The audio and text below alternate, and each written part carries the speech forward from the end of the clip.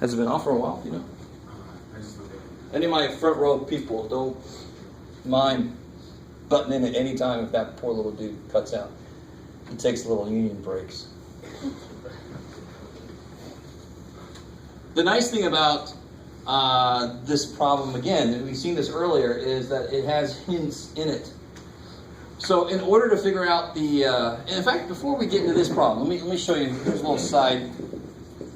Now, I don't know if you guys have ever seen this before with how to deal with numbers in fractions, because they can get kind of ugly too. If I had like 4 over 21 plus, what you got, Jeff? I don't know, Jeff. 5 over, you could do it, 27, sure. Right, so finding an LCD, if you did it the traditional ways, might take a little while. So let's do it in an untraditional way. Let's do it the way we're about to do this. Because if it works here, it's got to work there. So here's the way to do this. What's the biggest number that these two have in common? 3. So that's the first step, is figure out what do they have in common, and then write them each as that thing times something. So this is 3 times 7. And this is 3 times 9. So then it's really easy. What's this guy need that he's got? He needs a 9. He doesn't have a 9, does he? No, so he needs a 9. So you give him a 9. And what's he need? 7. Now they both have the LCD, right? What is that LCD?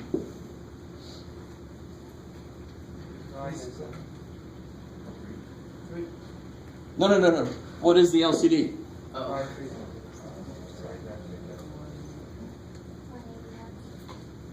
21 times 9 is, or 27 times 7, sure. 189. Have you guys ever seen that method before? Some of you guys should have. Some of you guys maybe not. I don't know. This is a nice way to do it when the numbers are kind of disgusting. When they're not like 4 and 16. Yay.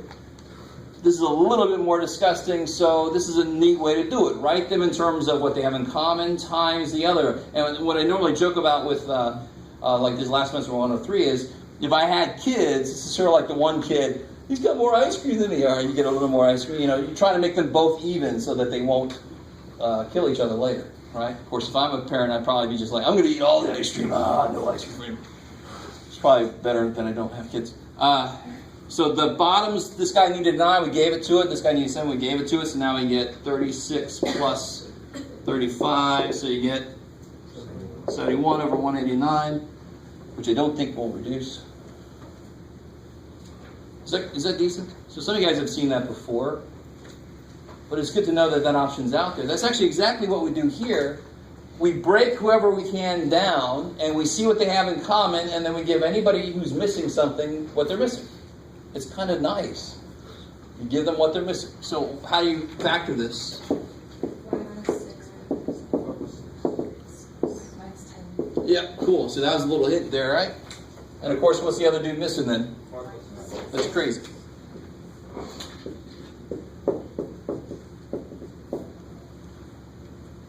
You guys with me here? I mean, it's kind of nice. It's almost too easy to believe. It really is. Now again, if you can't factor worth shit, you're still going to be just as dead. But at least there's very often a little hint in the problem. You look at the other bottoms, you go, maybe that's a part of this guy. So now, what do you get? This is where you got to be careful.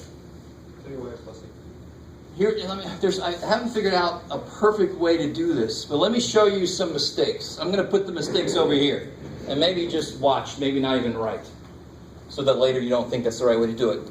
Here's mistake number 1 that I get.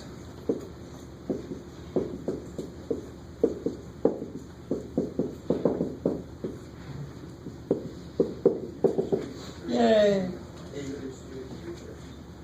Well, there's a slightly bigger, it's not just the issue of they didn't do things in the right order. Why did they do something completely illegal? Can you divide something that's involved in a subtraction problem? No. So you can't divide. That's like me saying 4 minus 2 over 2 is 4. Yay. What? Hell no. You guys see that? You cool with that? All right, good. So that's not good. But also, the next mistake I get, let me see if you guys, this is a little more subtle mistake. The next kind of mistake I get is this. And this is a mistake.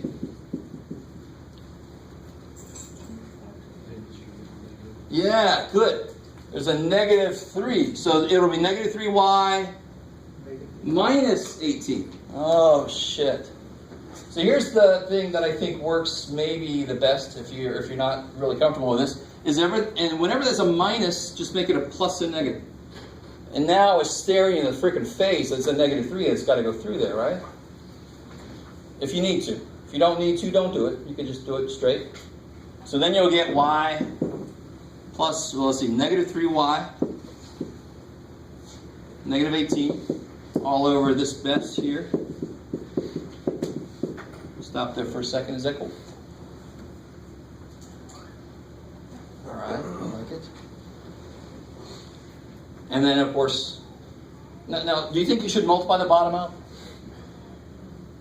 Probably not, especially with the tone I just asked that question. But the reason I don't is because the last thing I want to do is see if something will cancel. And if I multiply the bottom back out, that sucks. I have to refactor the game. So leave the bottom factored. On the top I get.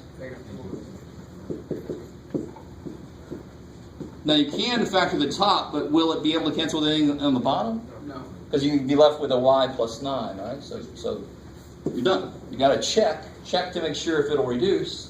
And if it won't, circle it. You're done.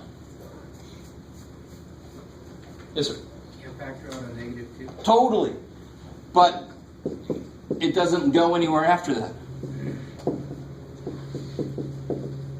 Right? It won't cancel anywhere.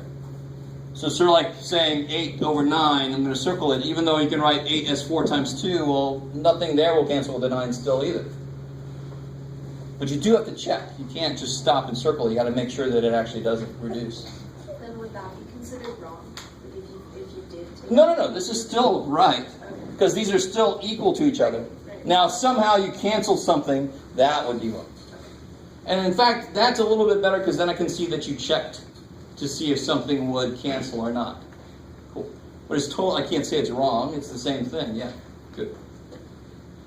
All right. So, let's go ahead and take a break.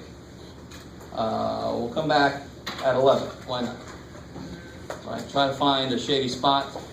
It's probably stupid hot out there.